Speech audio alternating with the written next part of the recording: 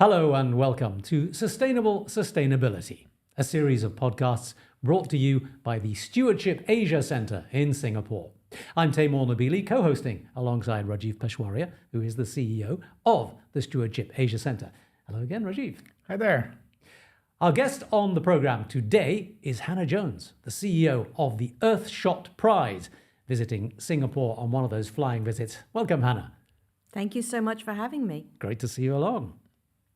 Hannah, it's absolutely delightful to have you on this show and great to meet you. The Earthshot Prize. Tell us, what is the Earthshot Prize? What does it do? How was it set up? Why? Thank you. I'd love to. And first of all, it's great to be in Singapore because we've been spending a lot of time in Singapore. As you may know, we actually held Earthshot Week and the Earthshot Awards in Singapore in November of 2023. Quite the event. It was quite the event. Only Singapore could do it. But maybe to tell you a bit about the Earthshot Prize, I'll go back in time to the founding ideas behind it. Please. Our founder, Prince William, the Prince of Wales, really dreamt up the Earthshot Prize based on two observations and one inspiration. So the two observations in 2019 were, first of all, when visiting an amazing conservation project that was working, his observation was, why do I keep visiting solutions that are working but aren't being scaled or replicated? And his thought was, I wonder whether the real problem we have in the world is not that there's a lack of innovation around solutions in the environment, but that there is a lack of speeding to scale. The second observation, and if you take yourself back to 2019, was he really could see this rise in youth anger with the Greta Thunberg Climate Fridays. And whilst he absolutely saw the point of anger and agreed with a lot of it, and anger is important for moving systems, he also worried that it was going to translate into anxiety and potentially defeatism and apathy. And he thought that was going to be terribly dangerous and actually not be constructive. And how could we reintroduce a sense of optimism into the narrative around the environment? And so with those two observations, he asked his team to go off and find how he could use his platform of privilege and power and influence to make a difference. And where could he take inspiration? And the inspiration that we found was from President Kennedy's original moonshot challenge. If you go back in time and remember, President Kennedy challenged the American people in the 60s to land a man on the moon and bring him home safely within 10 years. He didn't realize he could land women on the moon, but that's another story. And the funny story behind it, because the Kennedy Foundation is actually a great partner of ours, is they let us go into their archives to research this. And so the real story is that President Kennedy went to Lyndon Johnson, his vice president, and said, I need to land a man on the moon. We've got to get there before anyone else. I assume we can do it. Tell me how we can do it. And Lyndon Johnson sends back a 6-page memo basically saying, no way, we can't do it. We don't have the money, we don't have the people, we don't have the science, forget it. Game over. To which Kennedy then goes out and makes his moonshot speech to the American people, which if you haven't seen it, go YouTube it. It puts the goosebumps on you. And of course, as we know from history, they land a man on the moon in 7 years, not 10. Now, the really interesting inspiration for us was, how did they do that? And the answer was through this very clear shared vision that everybody got behind. 450,000 people coming together from all different parts of the world and life to collaborate to solve the problems to get the man to the moon and back. And in doing so, didn't just manage to achieve that, but created all these other innovations that led to social and environmental and economic progress. And by the way, inspired an entire generation of young boys to want to grow up and be an astronaut. And so many great stories coming out of how NASA brought those differing collaborative teams together and all the technology that emerged from it all. So that idea of, can you put a vision out there that people can get behind and aspire to, that feels touchable and amazing and somewhat impossible, but ultimately we can do it through human ingenuity? Can you drive and foster radical collaboration? And we should come back to that idea of radical collaboration. And in doing so, can you inspire a generation to think differently about what their future could look like? And that is how we gave birth, if you will, to the Earthshot Prize. So the Earthshot Prize, put simply, we scour the planet for innovative solutions that could help transform oceans, nature, waste, clean air, and climate change. And those solutions could come from anywhere, from anyone, and they could be for-profit, not-for-profit, government, city, state, youth movement, academic. We're very much business model agnostic because it's about the kind of impact that they could make. And then, are they proven to work? And if so, could we help them to go on that journey of fast scale? And how long has it been going on? When was it started? And so I laugh at this because people now go, oh, the Earthshot Prize, of course, yes. Well, everyone needs to remember we're 3 years old. And it's testament to how well you've been doing that you've made such an impact. Thank you. We were a twinkle in the prince's eye 3.5 years ago and very quickly mobilized with an amazing group of partners that came on board, and I call them my angel investors because really all we had was a rather bad PowerPoint deck and this twinkle in the prince's eye, and they took a bet on us and helped us to get it going. And how did you get involved personally? Well, that's actually quite a funny story. So previous to the Earthshot Prize, I was at Nike for 22 years as their first chief sustainability officer for 16 of those years, and then running a digital incubator called Valiant Labs. What makes it funny, this story makes it funny, is that actually I was in the middle of really thinking about how would I move into a different part of the system to try to affect systems change on climate change. When COVID happened, it was a bit of an epiphany for me, and it felt to me that COVID was my first ever black swan event. I'd never lived through a black swan event before, an event that suddenly overnight shut down the world. And it made me realize that climate change was going to make COVID look easy. And that really terrified me. And it made me think that the work I'd done at Nike, I had done what I came to do, and I wanted to go work somewhere else. But as I looked around, I saw a lot of similar roles. Then I was like, no, I've done this with Nike. Nike was the best company ever to do that with. I want to do something else. And then I saw an advert in The Economist, and it said CEO for the Earthshot Prize, and they had some rather sort of non-descriptive website that they just hacked and put together. And I thought, you know what? This is either a black tie event, which I wouldn't be very good at, or it's an incredible potential platform for system change. So believe it or not, for the first time in a very long time, I actually applied through The Economist for this job. And you took a punt. I took a punt. And it was a very funny conversation because there were headhunters looking for people, but they hadn't come looking for me. And I was like, I think maybe I want to do this. And so that's how we found each other. But the position of the Earthshot Prize itself is fantastic, and thanks for telling us about that. But what we really want to do now is think about where you and the prize sit in the broader ecosystem of making the change and trying to head off that next black swan event, because you sit in a really interesting space.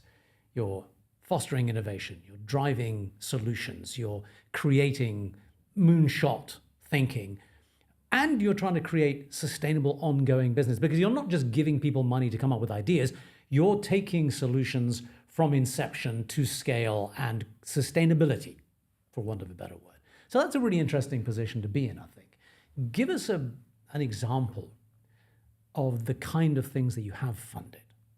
Give us a project that is really emblematic of what you're achieving and how it is going to help us stave off that black swan. So one of the ways in which, we talked about where does the Earthshot Prize sit in the ecosystem. And I think there are many ways in which we sit in actually quite a unique position. So as a prize, we set up from the very beginning, the beating heart of the prize was to be a search engine that went out and scoured the earth for solutions. And perhaps one of the things that we hadn't quite understood was the power of being this central repository of solutions and the power of that potential data and insight to give people a glimpse into the future. So the first place where I think we can play a really important role is in actually telling the story of what is in fact an incredible movement of change that's happening. It's just not happening in the public eye, and it's fragmented and it's siloed and it's somewhat in the shadows. But when we move forward and look, when we go into, say, the next decade, our hypothesis is we will look back and realize that this was the greatest transformative movement ever of people around the world dedicating their talent and time and their ingenuity to solving the world's problems. And I think it will redefine business, and it requires a redefined leadership model. So that's one. And I think there's a huge power to that. The second is we go through a big selection process that's very rigorous and come up with 15 finalists every year, of which 5 receive catalytic grants of £1 million each. My job, however, is to take that £5 million a year and see how I can convert it by catalyzing additionality in terms of funding of all kinds to go not just into the 5 winners, but into the cohorts of 15 finalists and all our alumni. And so to do that, we have built a fellowship program, which we wrap around the cohorts of finalists to give them the support they need, because it's not just, as we all know, about money. It's about leadership. It's about being able to take your idea, take it from prototype to scale at a global level. We all know how hard that is. We know what that means for the founders. We know that it needs an access to mentors and coaches and advisors and networks and a peer-to-peer community of support as well as capital.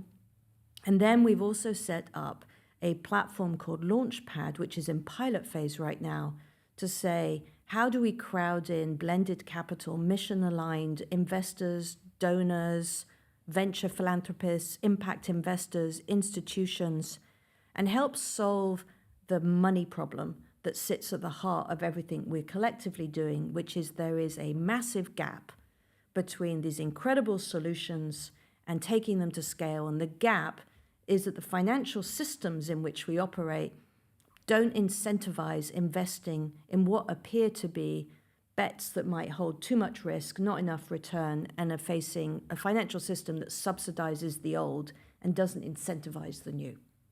And so when you ask me how are we helping to make this happen, we see our roles as being catalyzers of a movement and a ripple effect. Let me take an example, because you asked me for an example. Yeah. Before you get on that, though, I mean, you're talking here about that holistic role. What role does the importance of the business model play? I mean, because we want to talk about doing good by doing well, and doing well by doing good, right? Part of which is predicated on the idea that these businesses must be sustainable in themselves. They must be able to perpetuate their own activities and perhaps even draw profit from it. How does that feed into your selection process? Well, as I said, we are business model agnostic, and that's actually very deliberate, because my hypothesis personally is that the old siloed approaches of, oh, that's not for profit work over there. They don't need to make any profit. They just need to do good. And, oh, that's business over here. They need to make profit but not worry about doing any good. Those distinctions need to start to actually be thrown up in the air creatively, and we need to come out with new hybrid models. I think we're going to need to have new hybrid models for government and for city and state as well, in how we think about funding and how we think about value. So value creation, in my view, needs to be people, planet, profit. And we need to find a way to create and architect business models and hybrid models of all kinds that is de facto what is being measured and what is being valued and rewarded. So when we look at it, we have businesses that are coming in who are coming in with purpose first, because we look for their impact potential. In a startup environment, you say, what's your total addressable market? I don't say that. I say, what's your total addressable impact? Exactly. And then let's work backwards from there. And that's exactly what Timur meant when he said doing well by doing good. Exactly. You're calling it a hybrid model. We believe that, profit is an important element in terms of saving the world, and profit with purpose. And there's no compromise between profit and purpose. It's not either or. You have to make profit, but with purpose. So I think we're kind of getting at the same thing in slightly different ways, but we're on the same page. Well, and I think we are getting it the same way, but herein lies the problem, is that those models are yet to be birthed and fully entrenched into the systems, right? So we're in this wonderful place of we're all pushing the boundaries and prototyping. I mean, you've got things like the B Corps, but, nothing yet is written in the book of playbooks of all businesses that says, this is how you do a P and L and I, profit and loss and impact. And if you could sell that idea that startups should think about what's our total addressable impact rather than that lean canvas that everyone seems to have adopted in recent years. Right, but then use the lean canvas to get to that. I, as a not-for-profit, I have pulled on lean canvas, lean startup thinking, digital thinking for how we even construct the Earthshot Prize. So there's so many great methodologies for how do you take an idea, test it in market, product market fit, build it and all the rest of it. But let's have it be the enabler of this doing good and doing well. So, it's interesting to hear you because for the last several years, we've been actually researching, and Stewardship Asia Center has been researching exactly what you're saying.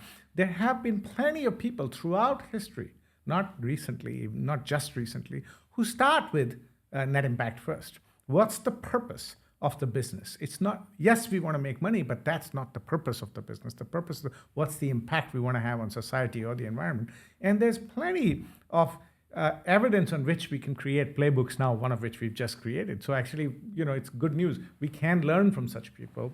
And what you're doing, of course, is fantastic. You're amplifying it all to a level that, most people cannot do. So very grateful for that. And we want to put a spotlight on that kind of best practice, because behind every finalist that we celebrate, what we actually want to celebrate and push is that this becomes a movement. Exactly where right. Thousands more go, that pathway, I want to be an astronaut when I grow up. That pathway, going back to the original moonshot idea, that pathway now seems clearer to me. When I started in sustainability in 1998, there was no language around what we were doing.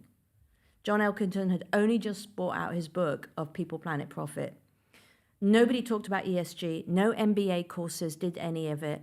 Today, we're at this threshold place where I think we're not far from saying, no, look, now it's about P&L and I.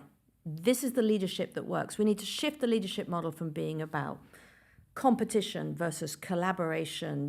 Kindness and vulnerability and empathy are actually the things that will make you successful. All of those things are right there. So when you have playbooks that are proven, how do we then put the spotlight not just on the individuals, but on the systems change that's possible? And that's what we're all trying to do collectively, isn't it? I want to just come back to a word that you used twice earlier. You said it needs a different kind of leadership model. You said that a couple of times. Can you talk a little bit about what you mean by that different kind of leadership model? What kind of leadership works when it comes to driving the impact that you're looking for? Well, I've done a lot of thinking about this, and my observation at the Earthshot Prize, we have set some values for ourselves which are really serving us well. One of them is be kind. We believe in kindness. The second is collaborate, radical collaboration, never competition. So really create invitations, generosity, bring people in, support them, because what you do then is you create an ecosystem play. The third one is about creativity and really harnessing creativity, but also unleashing creativity and possibility. And the other one is around purpose, that everything we do has to ladder up to impact. And so as you think about those values, one of the things my observation is coming up through a very corporate background is that the corporate model of leadership was really built in the 50s, in the industrial era. And not many of us fit with that profile of leadership. I don't have a stay-at-home wife. I was a single mum with 2 kids. If you look at the leadership model, it was really around someone that was around the global north, a man called John. Actually, that's statistically true. Like most CEOs are white men called John. I can't remember how many Johns there are of the CEOs in America, but a lot. And not many of them look like me or talk like me or think like me. And certainly not many of them look like... I've worked for 2 John CEOs, There by the you way, go, in you see. America. Not many of them will look like a woman from the global south or an indigenous leader who may be coming with far more wisdom, but will operate in a different way.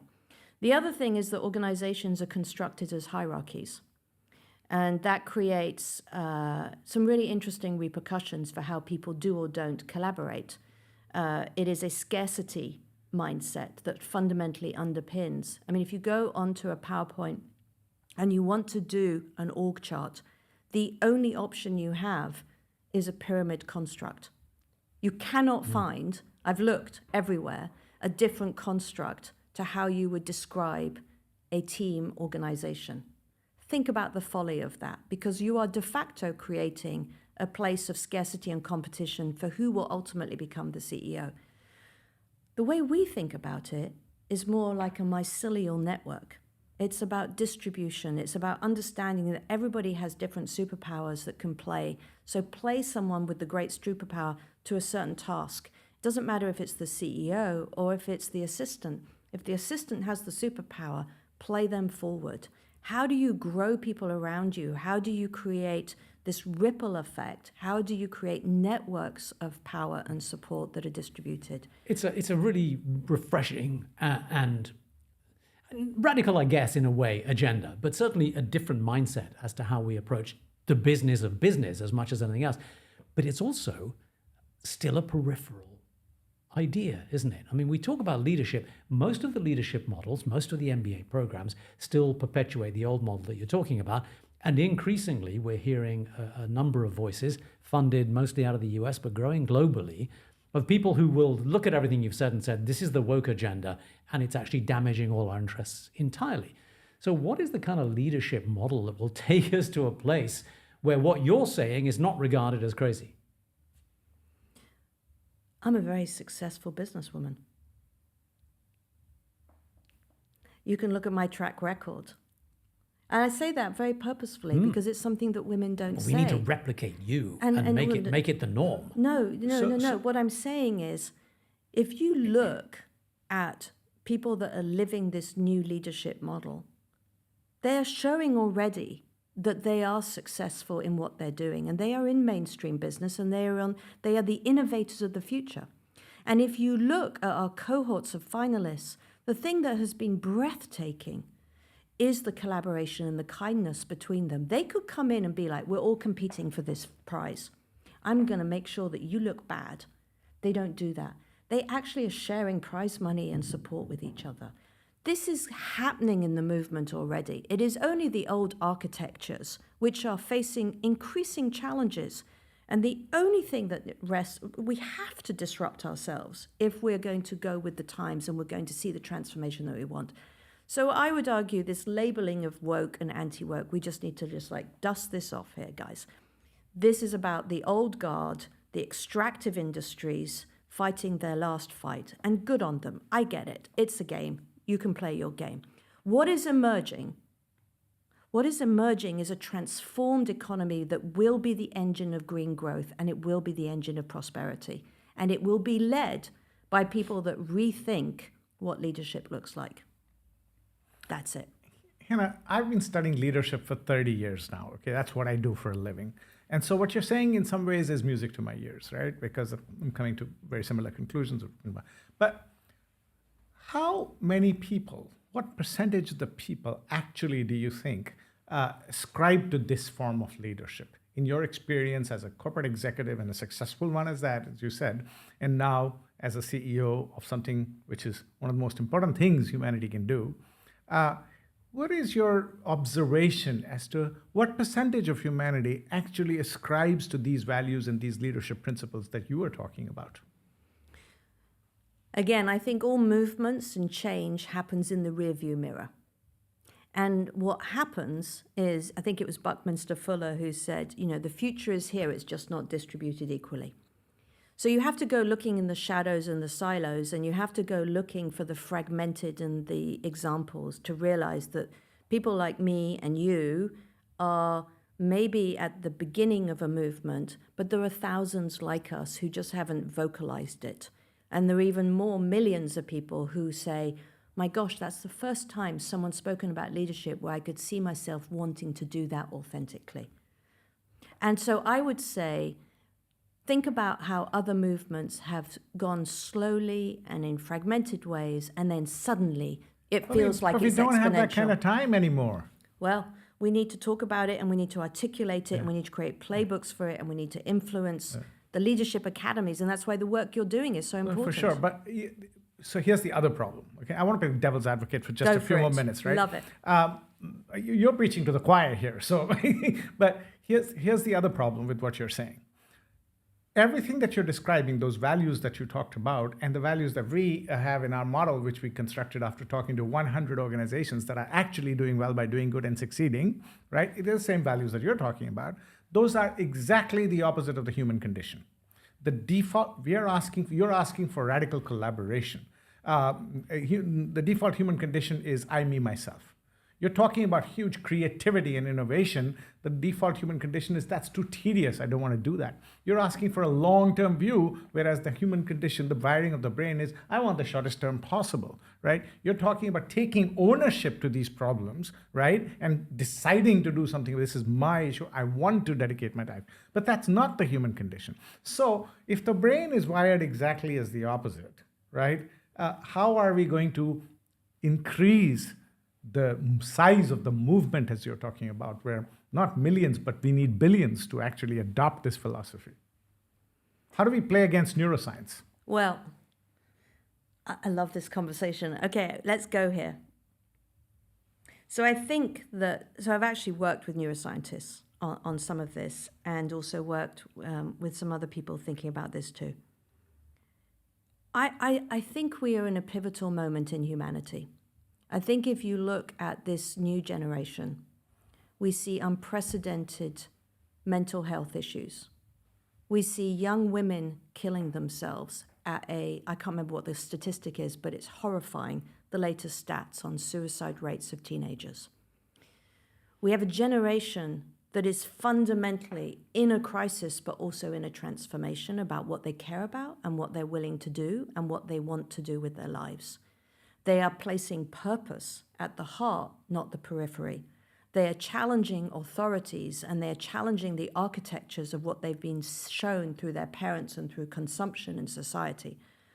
So I think we have this incredible rewiring of brain science, neuroscience happening actually already, which is often, in nature, everything starts with burning down the forest and then you see new shoots, right?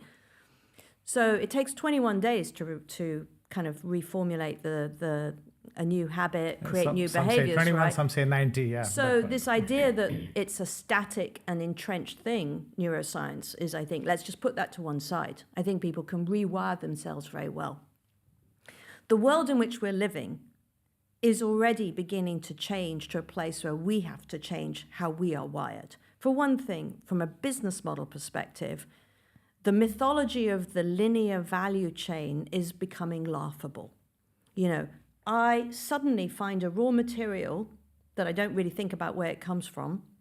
I take it through the value chain of production to selling it to a consumer, and then the value chain stops because I don't really know what happens to it afterwards. I can tell you what happens afterwards. It goes to landfill.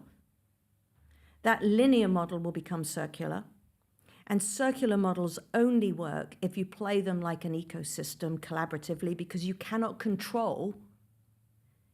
no longer control an ecosystem.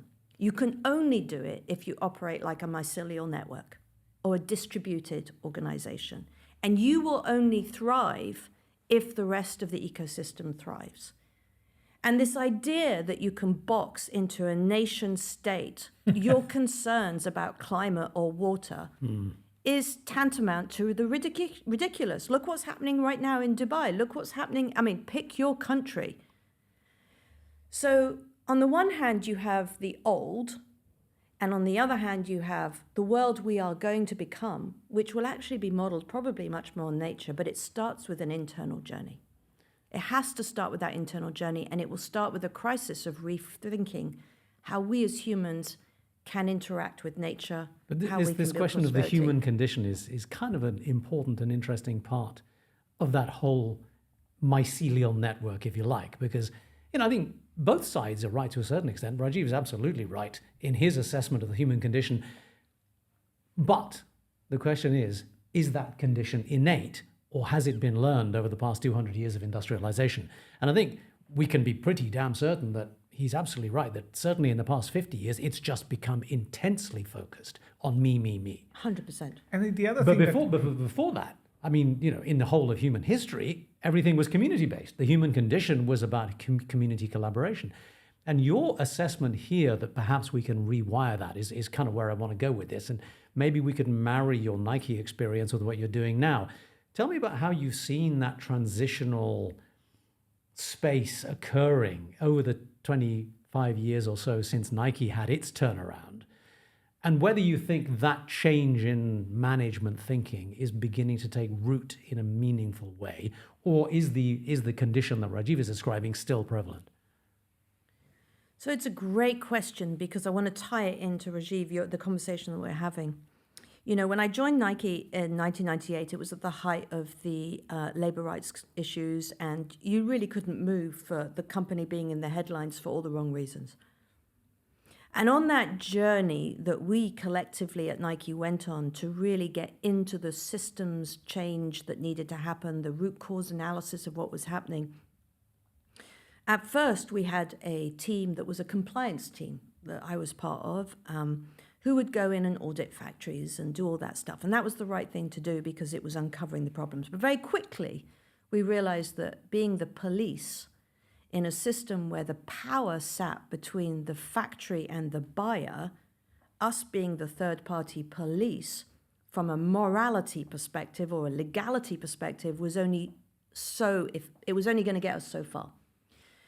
And the epiphany and the aha and the rewiring, and actually we called it the Rewire Project, ironically, was when we placed the accountability into the hands of the buyers and the supply chain teams, but also the incentives. And we wired incentives for best behavior and progress into things like the orders and the volumes that would be given to a factory. So we basically said, supply chain, you are now accountable for labor rights and sustainability. We're your partners to support you. Factory, the better you get, so laddering up, the better you prove to us that you're doing amazing breakthrough sustainability and labor rights work, it will have a direct impact on your orders and the partnership with Nike, which is something of great value. That began to rewire things. Then we began to do projects that took in things like best practices in lean manufacturing and broke some of the mythologies with evidence. So one mythology was around wages. Well, we can't pay them more. We taught people that actually if you brought lean manufacturing in and you empowered the women in the manufacturing space, the women that were doing the sewing, to be the ones that were showing where there was a quality issue or what was happening, and you paid them more, your productivity and your profitability went up, not down. We proved it. So what you have to do is actually go in, and depending on your person you're talking to, you actually have to prove to them that the mental model they had was a falsity. And when they see that with evidence, the ability then to make people's synapses move differently and see different things that used to be counterintuitive. You never used to get the time of day. Nobody cared about waste. Why would anyone care about waste? Once we went in and mapped that the waste from just in footwear, from cutting the materials for the shoes, the waste that fell on the factory floor in a year at the time was worth $1 billion. The CFO at the time was like, I love waste. Let's go after waste. You rewire people's brains by using what they know and taking what was counterintuitive to make it the new normal. And then suddenly you go gangbusters. And so what you're saying, if I may summarize a little bit, is there was a time when cigarettes were good. Yeah. there was a time when, a soda can was supposed to take care of your headache. And it took a period of time, and people started their day with their breakfast with a Coca-Cola or a Pepsi, right?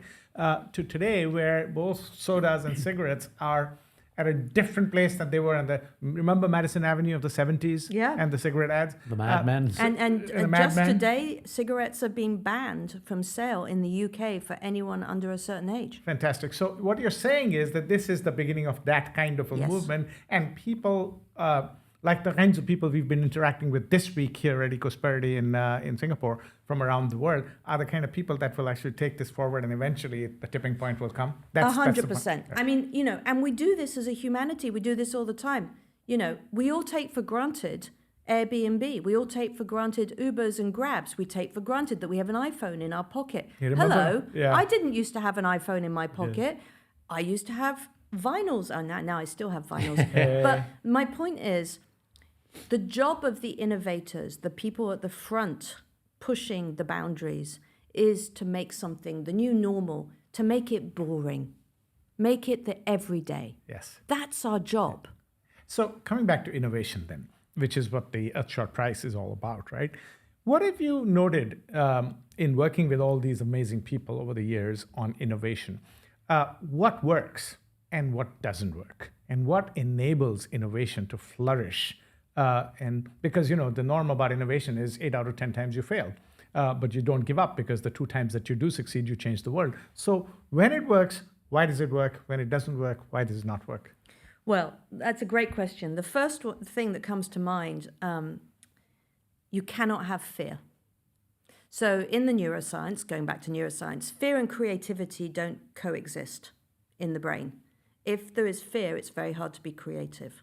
Okay. So how do we create an environment where fast failure is rewarded as learnings, rather than seeing it as a personal slur and you have just lost your mind, etc.? Because to be an innovator, you have to be able to take risks, you have to be creative, and you have to come with the idea that 9 people out of 10 are going to say, that's crazy.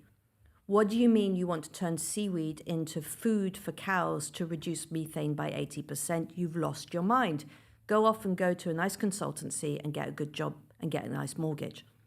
So we have to create environments where innovators have the right environment and incentives to take risks on behalf of all of us that could lead to solutions. The second is curiosity. You have to create an environment where people are constantly curious and able to be learners, because what you need is the questions, not the answers. Most leadership of the 20th century positioned that the leader always had the answers. Leadership in the 21st century means you have to be good at asking the questions and going out and hunting the answers in strange places. I think those few things right there are really important. The third is, as someone that needs to bet on innovation, run a portfolio. Run a portfolio and don't just bet on one thing, bet on multiples, and then create cross-pollination between them so they can learn from each other, because you want to set them up with almost an unfair advantage, which is access to the best mentors, the best coaches, the best networks to help people push their ideas forward. And then invest in the leadership of the founders, because it's a hard and lonely journey to go from idea to scale. It's a roller coaster. They're going to walk through the valley of death. Everyone's going to think they're crazy. They're going to get to a place where they run out of capital in 3 weeks and they don't know how they're going to tell their team they're going to have to fire them. They're going to hit some huge roadblock. You got to be there for them. You've got to give them love, and you've got to give them kindness, and you've got to give them the support, and then you've got to go out and fight for them. How do you create that kind of environment where fear is reduced at the organizational level, and individually, how do you overcome fear? Well, there's the beautiful Nelson Mandela quote that I've held close to my heart for a long time, which is, courage is not the absence of fear. It is knowing fear and doing it anyway. So I think you have to acknowledge that you always have fear, right? The question is, do you have what it takes? Do you have the courage and the support around you to say, that's really scary, but I'm going to do it anyway, and I know that I've still got someone in my corner? I think in an organization, you have to work at it every day. I think that, to your point about wiring, society and old models of leadership is wired around fear, and power is dangerous.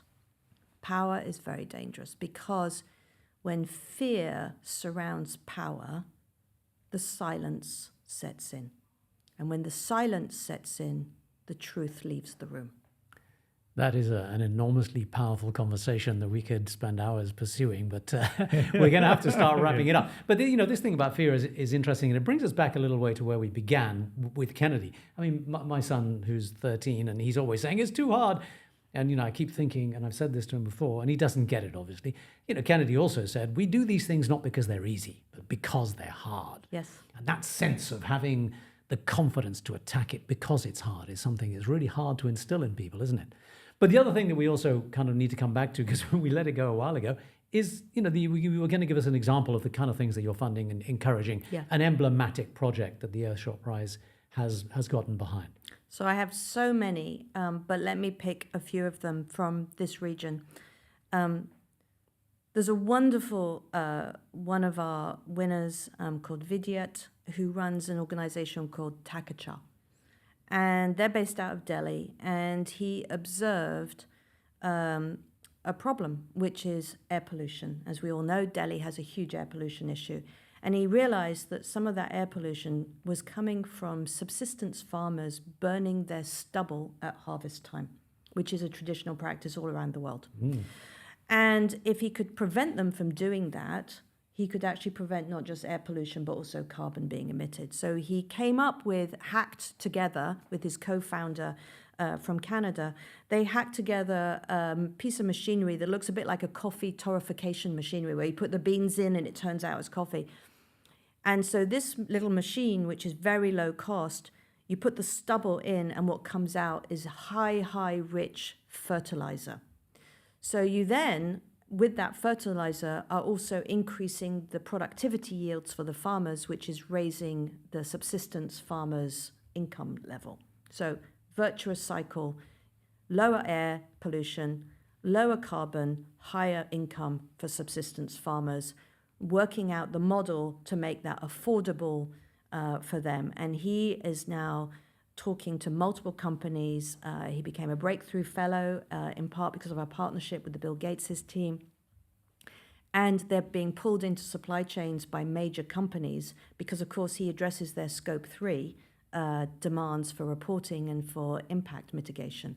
So it's a win-win. Bring that to subsistence farmers around the world that burn their stubble, and you've got a great scalable solution that will have a triple bottom line impact. We need to take that to Indonesia. Yes. 100%. Yes, for our sake in the whole region. Yeah. Very good, very good. Fantastic. And I guess, would that be, I don't know, do you have anything else? I've got hundreds more if you want. I can give you one more maybe, or two, whatever you like. Just give us one more example, and then we'll follow up with the final question. Sure. Yeah.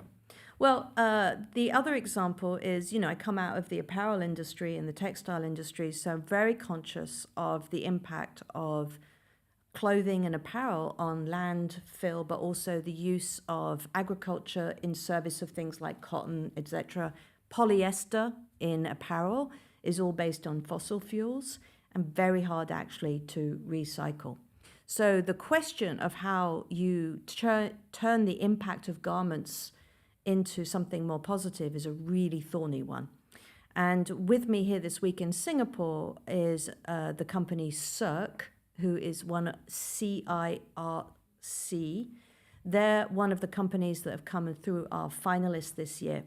And what they have figured out how to do uniquely is to take garments which are made of a blend, which are usually the hardest to recycle, a blend of polyester and cotton, which is most garments. They figured out how to actually disaggregate the cotton from the polyester and then turn it into renewable garments and threads. And they're working now with Zara, and they're working with Inditex and others, and H&M. They're actually looking at how they can bring their first ever plant, because of the connection here with Singapore and Earthshot, to Indonesia. So you mentioned Indonesia. Instead of having all these textile factories in Indonesia, how do you actually start to build the future of the textile industry, which is the recycling industry, to turn all of those old textiles into new textiles and avoid the landfill? There's one to get behind. Fantastic, fantastic. Would love to learn more about all of those. I want to pose a question to you that you posed to us the other night at dinner with the president, where you asked us to close our eyes and imagine. So a similar question. It's 2035. The Earthshot Prize has been hugely instrumental in creating that radical collaboration and that amazing innovation that you're talking about. It's 2035. What is your wish for the world for the next 20 years? It's a great question now to have turned that on me. By 2035, my wish is that every young person wants to grow up to run a business that will be a future Earthshot winner. My wish is that to Earthshot is a verb in the dictionary. My wish is that by 2030, the world will actually have reduced emissions by over 40%, and that we will have protected 30% of the oceans, fresh water, and nature. And that in doing so, we have brought to the world a new model of leadership where it is mainstream and the new normal, where to marry purpose with your day-to-day is the only thing that we do. And finally, randomly, but beautifully, that the chatter and the noise of nature makes music for all of us. Beautiful. Amen to that. And with that, Hannah, it's been an absolute pleasure for Taimur and me to have you with us on the show. Pleasure. Thank you very much, and all the best Thank to you. you personally and to the Earthshot Prize for saving humanity. Thank you. You're in it with me.